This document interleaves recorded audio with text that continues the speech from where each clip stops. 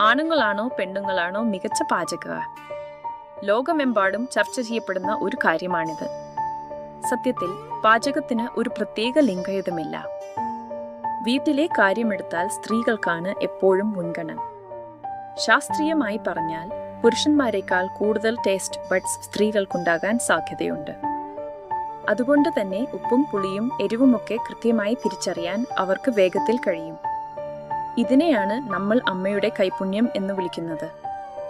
എന്നാൽ പ്രൊഫഷണൽ കുക്കിംഗിലേക്ക് വന്നാൽ പുരുഷന്മാരാണ് പലപ്പോഴും മുന്നിൽ നിൽക്കാറുള്ളത്.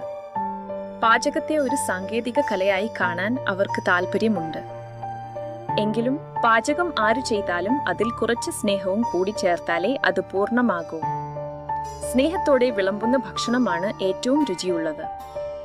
അപ്പോ എനിക്ക് അറിയേണ്ടത് മറ്റൊന്നാണ്. നിങ്ങളുടെ വീട്ടിൽ ആരാണ് ഏറ്റവും നന്നായി പാചകം ചെയ്യാറുള്ളത്? അമ്മയാണോ, അച്ഛനാണോ, അതോ നിങ്ങളാണോ ആ പുലി? നിങ്ങൾക്ക് ഏറ്റവും ഇഷ്ടപ്പെട്ട ഫുഡ് ഏതാണെന്ന് താഴെ ഒന്ന് കമന്റ് ചെയ്തേക്കൂ. വീഡിയോ ഇഷ്ടപ്പെട്ടാൽ ലൈക്ക് ചെയ്യാനും ഷെയർ ചെയ്യാനും മറക്കണ്ട.